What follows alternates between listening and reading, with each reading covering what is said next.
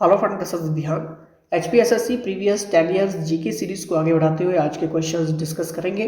जो पहली बार जुड़ रहे हैं उनको बता दूं, इन क्वेश्चंस के माध्यम से आपको टॉपिक और सब टॉपिक बताया जा रहा है।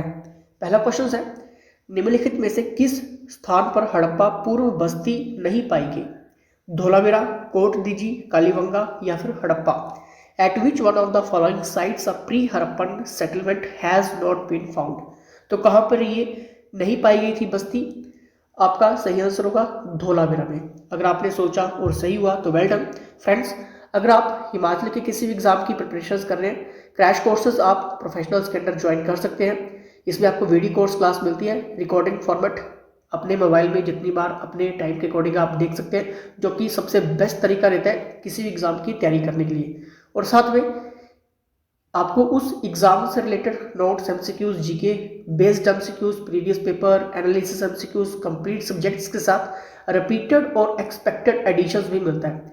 क्या ये सब कुछ देखने के बाद, पढ़ने के बाद एग्जाम क्रैक हो जाएगा? नहीं।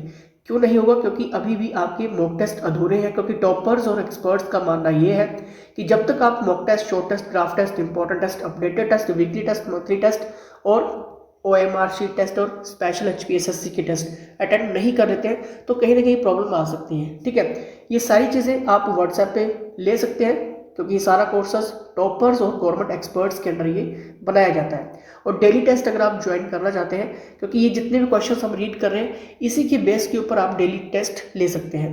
व्हाट्सएप करिए। प्राचीन भारत में निम्नलिखित में से कौन सी लिपि दाएं से बाएं लिखी जाती थी? यानी कि यहाँ पर बात हो रही है राइट टू लेफ्ट की। ठीक है, देखिए, which one of the following scripts of ancient India was written from right to left? क्या ये ब्राह्मी थी, देवनागरी थी, शारदा थी या फिर खरोष्टी थी?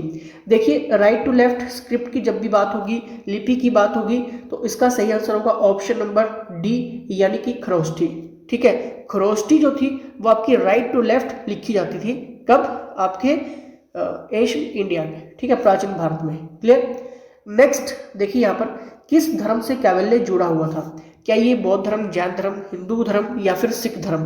कैवल्य की यहाँ पर बात हो रही है फ्रेंड्स, इसका सही आंसर होगा जैन। ठीक है, यानी कि जो आपका कैवल्य था वो जैन धर्म से जुड़ा हुआ था। ठीक है, और यहाँ से काफी हाईलाइटेड क्वेश्चन एडवांस लेवल पे बन रहे हैं, वो सारे एडवांस लेवल आप व्हाट्सएप पे ले सकते हैं।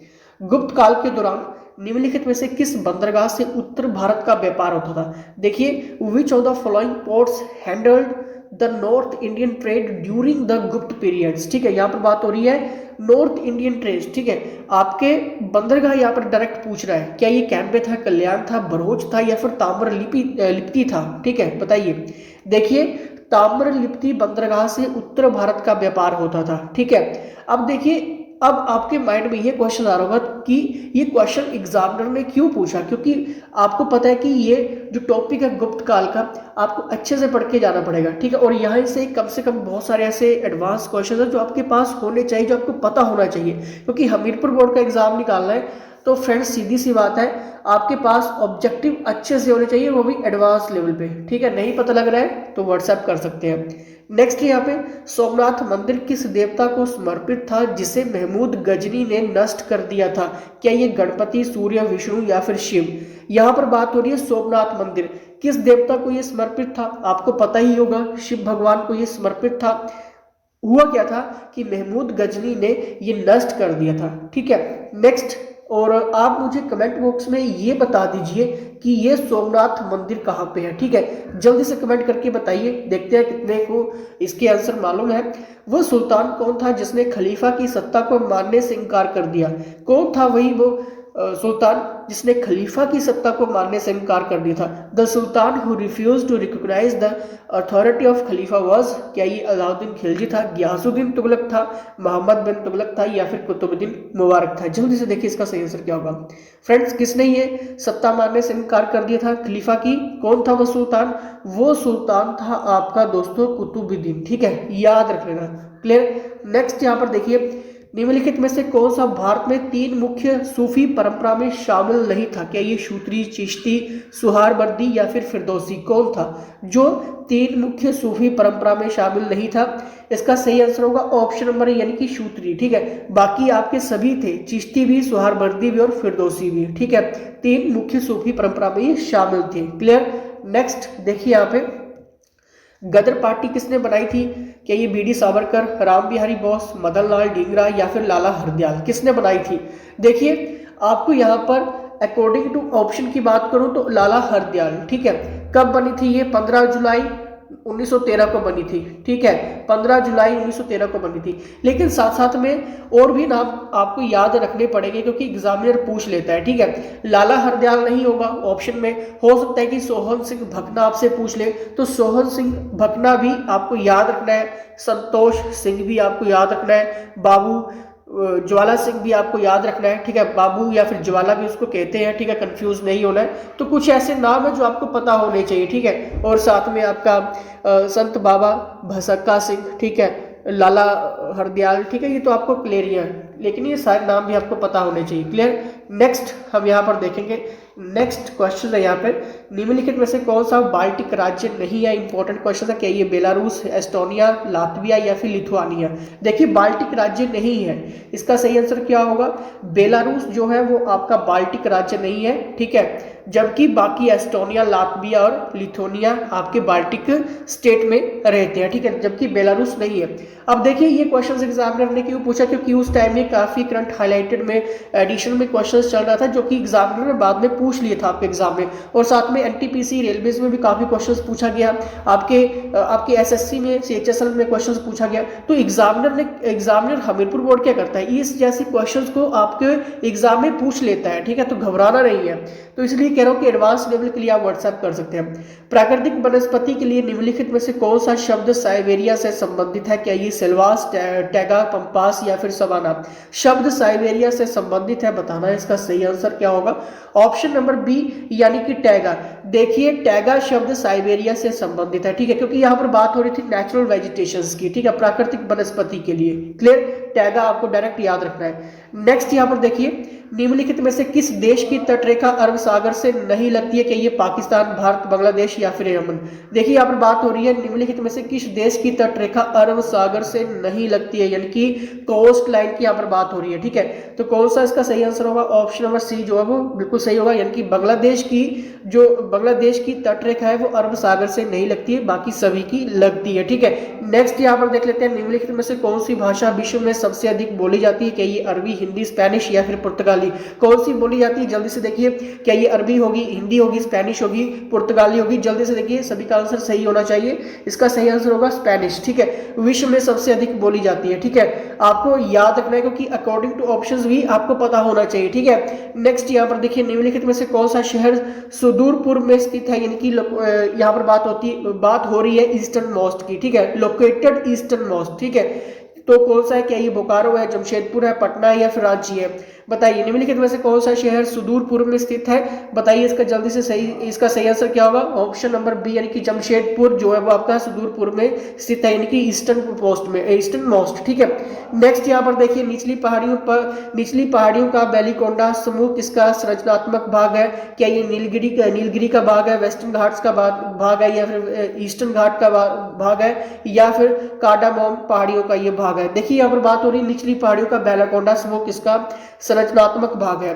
देखिए अगर आप ज्योग्राफी की प्रिपरेशन अच्छे से करते हैं वीडियो कोर्सेज के माध्यम से, तो आपको ये सारी चीजें कंसेप्चुअल वे में क्लियर होनी पड़ेंगी, ठीक है। देखिए यहाँ पर एग्जामिनर ने क्वेश्चंस पूछा भी है और आपके एग्जाम में इसका सही आंसर होगा पूर्वी घाट। निचली पहाड़ियों का बेलीकोंडा समूह किसका स्ट्रक्चरल पार्ट है? वो है आपका ईस्टर्न घाट्स का ये स्ट्रक्चरल पार्ट है, ठीक है। नेक्स्ट यहाँ पर देखिए, नेक्स्ट क्वेश्चन यहाँ पे, निम्नलिखित में से कौन सा स्थान गंगा नदी के किनारे स्थित नहीं है? क्या ये उत्तरकाशी, कानपुर, फतेहपुर या फिर भागलपुर? बताइए इसका सही आंसर।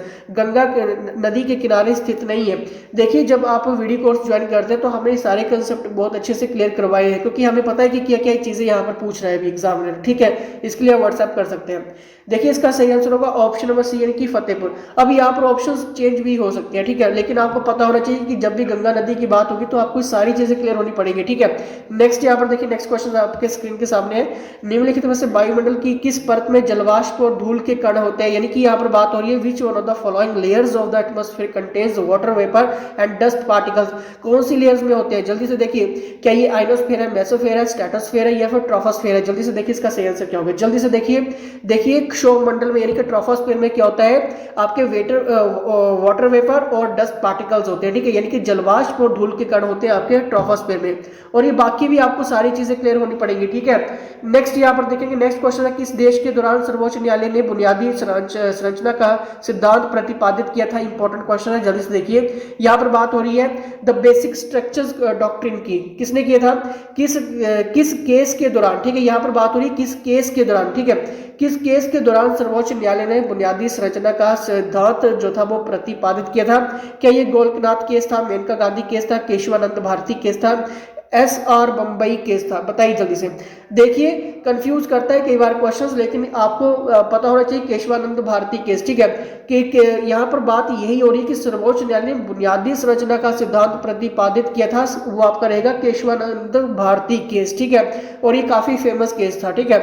नेक्स्ट यहाँ पर देखेंगे, नेक्स्ट क्वेश्चन यहाँ पे, निम्नलिखित में से कौन निर्विरोध भारत के राष्ट्रपति चुने गए थे? यहाँ पर बात हो रही है अनअपोज्ड की, ठीक है, जल्दी से बताइए, क्या ये doctor Rajendra Prasad, doctor S Radhakrishnan, doctor Neelam Sanjiva Reddy या फिर KR नारायण? ठीक है, जल्दी से देखिए, निम्नलिखित में से कौन निर्विरोध भारत के राष्ट्रपति चुने गए थे? जल्दी से देखिए इसका सही आंसर क्या होगा।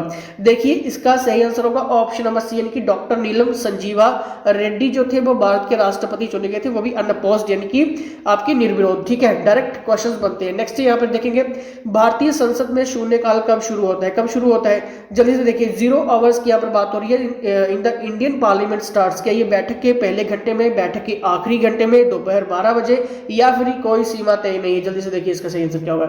जल्दी से देखिए, 0 आवर्स की यहाँ पर बात हो रही है फ्रेंड्स, इसका बिल्कुल सही आंसर होगा ऑप्शन नंबर सी, कि दोपहर 12 बजे क्या होगा कि आपके भारतीय संसद में शून्यकाल शुरू होता है, ठीक है, ठीक 12 बजे, ठीक है, दोपहर के, ठीक है। नेक्स्ट यहाँ पर देखेंगे, भारत के संविधान का अभिरक्षक कौन है, यानी कि कस्टोडियन कौन है कॉन्स्टिट्यूशन ऑफ इंडिया का? जल्दी से देखिए, क्या ये सर्वोच्च न्यायालय है, राष्ट्रपति है, लोकसभा सचिवालय है, फिर इनमें से कोई नहीं? जल्दी से देखिए इसका सही आंसर क्या होगा। जल्दी से देखिए फ्रेंड्स, इसका सही आंसर होगा ऑप्शन नंबर ए, यानी कि सर्वोच्च न्यायालय जो है वो आपका custodian of constitution of India, ठीक है, यानी कि सर्वोच्च न्यायालय संविधान का अभिरक्षक है, ठीक है।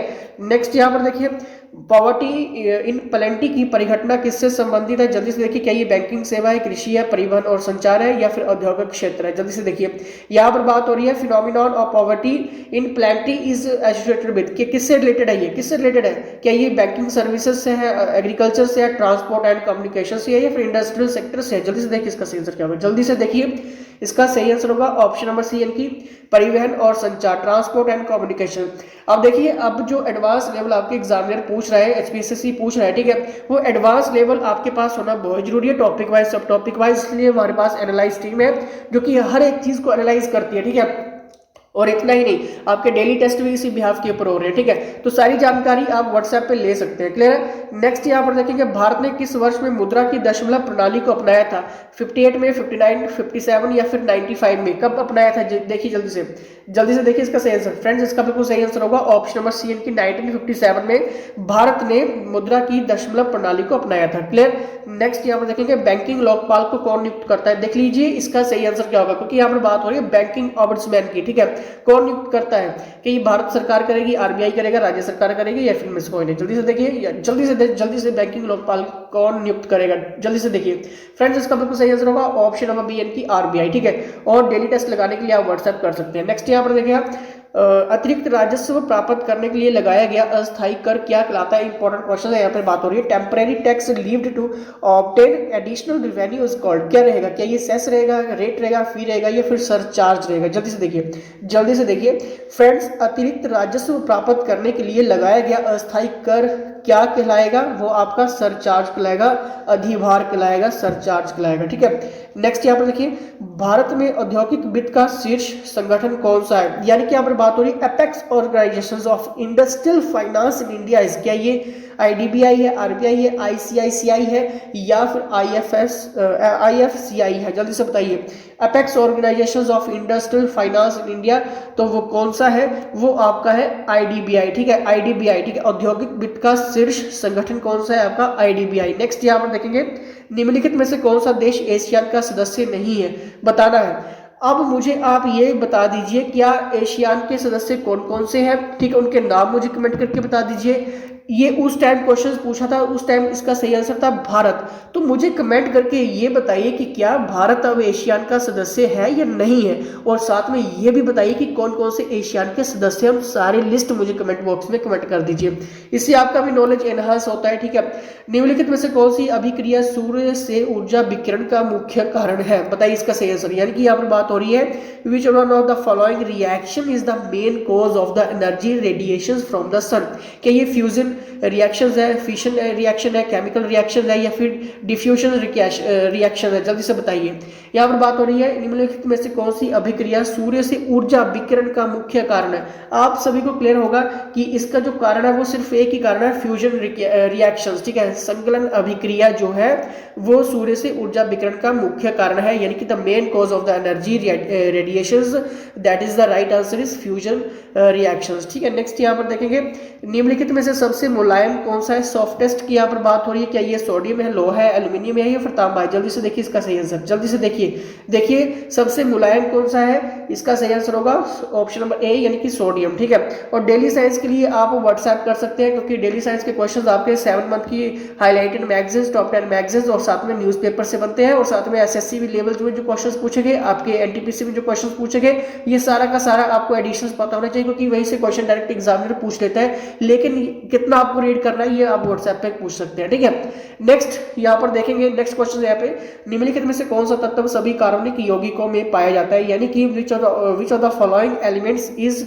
Found in all organic compounds. ठीक है, क्या ये ऑक्सीजन है, नाइट्रोजन है, कैल्शियम है, या फिर कार्बन है, जल्दी से देखिए इसका सही आंसर क्या होगा। जल्दी से देखिए इसका सही आंसर क्या होगा, जल्दी से देखिए इसका सही आंसर होगा ऑप्शन नंबर डी यानी कि कार्बन। ठीक है, देखिए कार्बन तत्व, ठीक है, सभी कार्बनिक यौगिकों में पाया जाता है, तो उसका सही आंसर होगा कार्बन। ठीक है, नेक्स्ट यहाँ पर देखेंगे निम्नलिखित में से किस गैस का उपयोग सिगरेट लाइटरों में किया जाता है, क्या ये ब्यूटेन है, मीथेन है, प्रोपेन है, या रेडोन है, जल्दी से देखिए, क्योंकि यहाँ पर बात हो रही है निम्नलिखित में से किस गैस का उपयोग सिगरेट लाइटरों में किया जाता है। कौन से गैस का प्रयोग किया जाता है, जल्दी से देखिए, ब्यूटेन किया जाता है, आप सभी को क्लियर होगा। ठीक है, कई भ्रूण की उपस्थिति किसकी लाक्षणिक विशेषता है, यानी कि यहाँ पर बात हो रही है एम्ब्रियोज की। ठीक है, embryos is a characteristic features of, ठीक है, प्रेजेंस ऑफ मैनी। ठीक है, यहाँ पर वनस्पति से रिलेटेड है। ठीक है, तो इसका सही आंसर होगा नींबू वंश। ठीक है, लाक्षणिक विशेषता है आपकी नींबू वंश है। ठीक है, और वेजिटेशन क्वेश्चन हो गए, आपके सॉइल्स क्वेश्चन हो गए, आपके एटमॉस्फेरिक क्वेश्चन हो गए। ठीक है, आपका ज्योग्राफी का जो भी मेन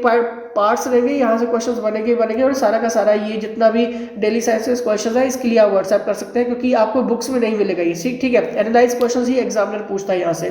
मच्छर निम्नांकित में से किस रोग का वाहक नहीं है, यानी कि नहीं होता है, डिसीज एक्सेप्ट की यहाँ पर बात हो रही है। ठीक है, क्या ये पित्त ज्वर है, डेंगू बुखार है, फाइलेरिया है, या फिर काला आजार है, जल्दी से देखिए इसका सही आंसर। जल्दी से देखिए इसका सही आंसर क्या होगा फ्रेंड्स, इसका सही आंसर होगा काला आजार। ठीक है, काला आजार। ठीक है, मच्छर निम्नलिखित में से किस रोग का भाग नहीं है, डिसीज एक्सेप्ट की यहाँ पर बात हो रही है, काला आजार नहीं है। ठीक है, नेक्स्ट यहाँ पर देखेंगे, नेक्स्ट क्वेश्चन है विभिन्न फसलों के लिए निम्नलिखित में से कौन सा सूक्ष्म पोषक मृदा में पाया जाता है। इंपॉर्टेंट क्वेश्चन, क्योंकि यहाँ पर बात हो रही है सॉइल्स ऑफ वेरियस क्रॉप्स की। ठीक है, और ये सारे के सारे टॉपिक्स वाइज आप ले सकते हैं, वीडियो लेक्चर्स ले सकते हैं, क्योंकि हमने सारी चीजें हम ये चीजें कवर करवा रहे हैं। ठीक है, छूटेगा नहीं कुछ भी आपका। क्या ये कैल्शियम है, मैग्नीज है, मैग्नीशियम है, या फिर पोटेशियम है, जल्दी से देखिए इसका सही आंसर क्या होगा। देखिए जल्दी से देखिए, सूक्ष्म पोषक मृदा में पाया जाता है, यानी कि micro nutrient present in soils और वेरियस क्रॉप्स में। तो देखिए इसका सही आंसर होगा ऑप्शन नंबर बी यानी कि मैग्नीज, जो present micro nutrient present in soils of various crops, that is the right answer is manganese. ठीक है, द नेक्स्ट क्वेश्चन इज सूक्ष्म जीव प्रौद्योगिकी संस्थान IMTECH कहाँ पर स्थित है, जल्द से बताइए। सूक्ष्म जीव प्रौद्योगिकी संस्थान, ठीक है, इंस्टीट्यूट ऑफ माइक्रोबियल टेक्नोलॉजी कहाँ पे है जी, जल्दी से बताइए। इसका सही आंसर होगा ऑप्शन नंबर सी यानी कि चंडीगढ़ में है। ठीक है, आई होप आपको ये सारी चीजें पसंद आ रही होगी, और ये सारी की सारी वीडियो कोर्सेज आप ले सकते हैं, रिकॉर्डिंग क्लास अपने मोबाइल में कहीं भी जितनी बार अपने टाइम के अकॉर्डिंग देख सकते हैं। नोट्स MCQ साथ में साथ कुछ चीजें आपको मिल रही है, और साथ में आप एक भी क्वेश्चन आपका नहीं छूटेगा, मैं आपको गारंटी दे सकता हूँ। ठीक है, तो चलिए इसी के साथ जय हिंद, जय हिमाचल।